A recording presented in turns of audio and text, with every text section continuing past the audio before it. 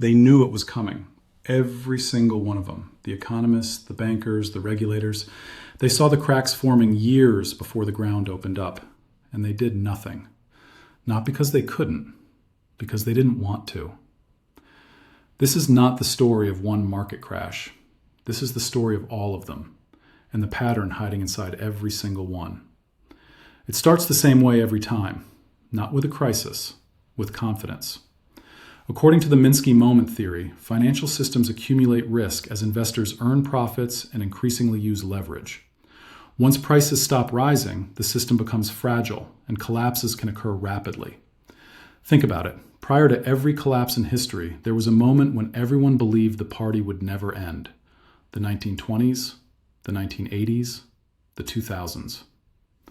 Before I proceed, tell me in the comments, where are you watching from? I am reading and replying to every single comment as soon as I can, so drop your comments below.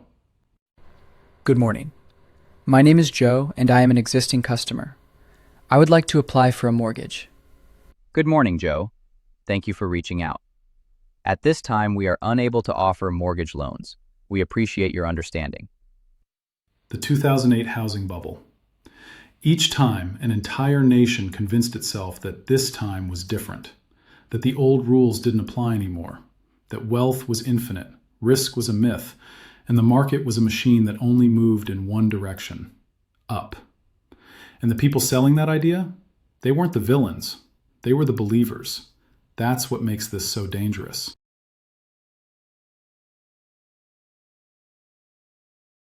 Let's go back to the beginning. Not 2008, not 1929, the actual beginning. Because this story starts long before any of them were born. The first real financial market opened in Amsterdam in 1602. The Dutch East India Company needed money to fund shipping routes, so they did something revolutionary. They let ordinary people buy a piece of the company, a share. In exchange, those people would get a cut of the profits when the ships came back loaded with spices and gold. It was brilliant. It was democratic. And within a decade, it became the first stock market bubble in human history. How much for the Semper Augustus? 3,000 guilders. That's insane. That's more than a house. Then don't buy it. I've got 12 other buyers waiting. Fine, I'll take 2. Smart man. Next week they'll be worth double. They weren't. Within a month, tulip bulbs were worth less than onions. But the merchant? He'd already cashed out and moved to France.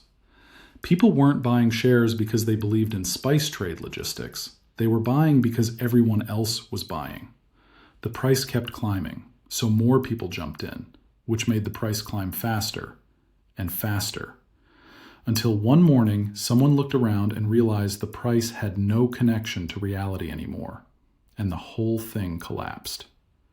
That was 1637, and we have been repeating it ever since. Here's the thing nobody wants to admit. A market crash is not an accident. It is not a black swan event. It is not bad luck. It is the inevitable result of a system designed to reward risk, punish caution, and ignore every warning sign until it's too late. And the people running that system, they know exactly how it works. Fast forward to 1920s America, the roaring 20s, jazz music, flappers, prohibition, and underneath all of it, the greatest financial boom the country had ever seen. The stock market was on fire. Fortunes were being made overnight. A shoe salesman in Ohio could wake up a millionaire by noon. The newspapers called it the new era. Everyone was buying, everyone was borrowing, everyone was rich. Or at least, everyone believed they were. Margin buying, that was the fuel. Banks would let you buy stocks with borrowed money. Put up 10%, borrow the other 90.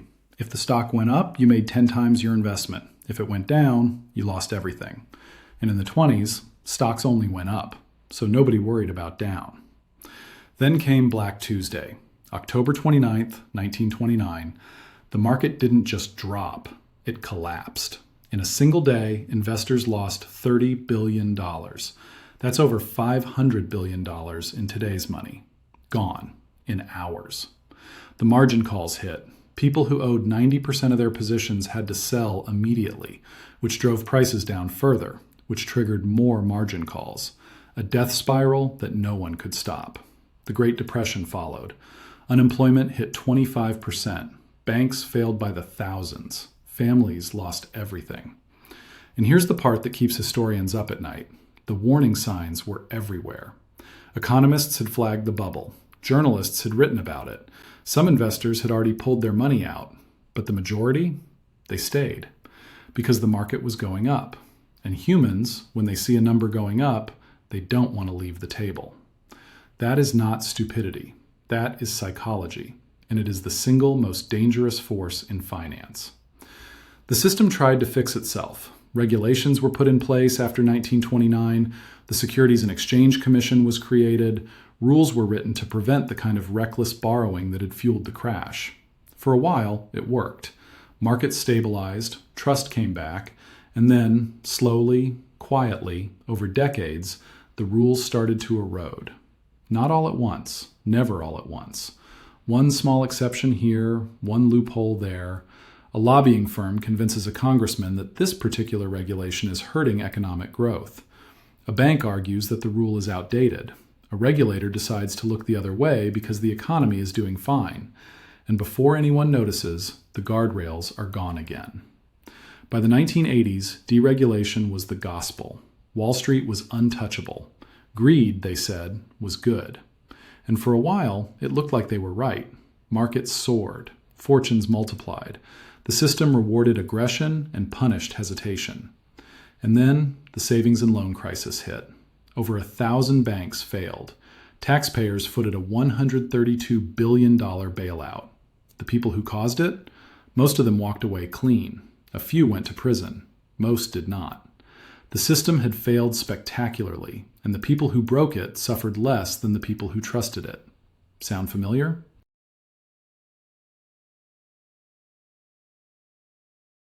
Because here is the pattern. Every single crash follows the same architecture. Step 1. A new idea emerges that promises extraordinary returns. Dot-com stocks in the 90s, mortgage-backed securities in the 2000s, cryptocurrency in the 2000s. Something new, something exciting, something that feels like it's changing the rules of the game. Step 2. Money floods in. Not because people understand the product, because other people are making money on it. Fear of missing out is a more powerful engine than any business plan ever written. Step 3. The price disconnects from reality. The asset is no longer worth what it's worth. It's worth what people believe it's worth. And belief, when it's shared by millions, can sustain almost anything. For a while. Step 4. Someone starts asking questions. A journalist, an analyst, a regulator. The numbers don't add up. The growth isn't real. The promises are hollow. But by this point, there are too many people with too much money on the line to listen. So the questions get buried, the doubters get ridiculed, the party keeps going. Step 5. The crash. Not a slow decline, a sudden, violent collapse. Because the moment confidence breaks, it doesn't crack. It shatters. And when it shatters, there is no catching it. 2008 is the clearest example of this in modern history. The housing market had been inflated for years. Banks were handing out mortgages to anyone with a heartbeat. So your credit score is 580. Yeah, I know. It's not great. I had some medical bills. No, it's fine. We can work with that. Really? Absolutely. What's your income? $32,000 a year, but I'm trying to pick up overtime. Perfect. So we can get you into a $450,000 home. Wait, what? How is that even possible? Adjustable rate mortgage. Your payment starts low, super manageable, like $1,200 a month for the first 2 years. And after 2 years? Well, it adjusts. But by then, the house will have gained so much value, you can just refinance. Everyone's doing it. I don't know. That sounds risky. You know what's risky? Renting for the rest of your life while everyone around you is building wealth. Sign here. He signed. 2.5 years later, his payment jumped to $3,400 a month. He defaulted in 6 weeks. The bank foreclosed. And the loan officer? He'd already moved to a bigger firm with a 7-figure bonus. They bundled those mortgages into financial products so complex that even the people selling them didn't fully understand what they were buying. Rating agencies stamped them as safe. Investors poured billions into them. And for years, it worked. Housing prices kept climbing. Defaults stayed low. Everyone assumed the market could only go up. But underneath, the rot was spreading. Millions of Americans were living in homes they could never actually afford. The payments were designed to look manageable at first, then skyrocket. And when those payments jumped, the defaults started. Slowly at first, then all at once. Lehman Brothers collapsed in a single weekend. By Monday morning, 25,000 employees were unemployed. The stock was worthless, and the global economy teetered on the edge of total collapse. But the executives at the top? Most of them had already cashed out months earlier. One of the oldest financial institutions in the world, gone. The entire global banking system teetered on the edge of failure. Governments scrambled. The Federal Reserve pumped trillions into the system to keep it breathing. And the banks that had built the bomb, they were bailed out. Every single one. The executives who made the decisions, most kept their jobs. Most kept their bonuses. A handful faced prosecution. A handful. The homeowners who lost everything, no bailout, no safety net, no second chance. Just foreclosure, destroyed credit, and a decade of rebuilding. And here is the uncomfortable truth that every financial crisis exposes. The system is not broken. It is working exactly as designed. It is designed to concentrate wealth at the top. It is designed to socialize risk and privatize profit. The people at the top know this. They have always known this. The regulations exist not to prevent crashes, but to create the illusion that someone is in control. And when the crash comes anyway, the same people who caused it are the first ones called to fix it. Because who else would you call? They're the only ones who understand how the machine works.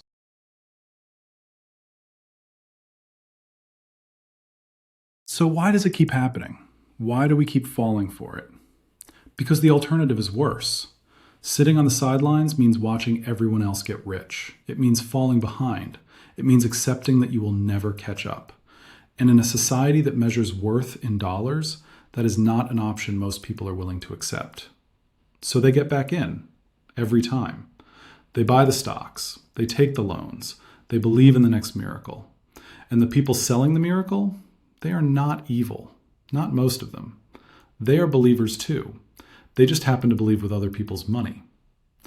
The next crash is already being built, right now, today, in boardrooms and trading floors and algorithm-driven markets that move faster than any human can react. The warning signs are there, if anyone is looking. The leverage is climbing, the valuations are stretching, the confidence is rising. And somewhere, someone is telling the market that this time is different. It is never different. Investor 1. You got in on the AI stocks yet? Investor 2. Dude, I'm all in. Up 340% in 6 months. Investor 1. What do these companies even do? Investor 2. Does it matter? The stock goes up every single day. Investor 1. Yeah, but what's the business model? Investor 2. Who cares? You sound like my dad in 1999 asking what Amazon actually sells. Investor 1. Your dad was right to ask. The dot-com bubble crashed. Investor 2. That was different. Investor 1. How? Investor 2. This time, it's real. AI is the future. Investor 1. That's what they said about tulips. Investor 2. You're going to feel really stupid when I'm retired at 35. Maybe he will be. Or maybe, in 2 years, he'll be sitting across from a bankruptcy lawyer wondering how he lost everything on a company that never actually made a profit. History doesn't repeat, but it sure as hell rhymes. Every crash in history has ended the same way, with people asking how they didn't see it coming, with journalists writing about the warning signs that were ignored, with regulators promising to do better next time, and with the markets, after a brief period of panic, slowly climbing back up. Because that is what markets do. They crash, they recover, and they set the stage for the next one. The money doesn't disappear in a crash. It doesn't vanish into thin air. It transfers from the many to the few, from the believers to the skeptics, from the people who were too late to the people who were paying attention. Every collapse is, at its core, the largest wealth transfer in human history.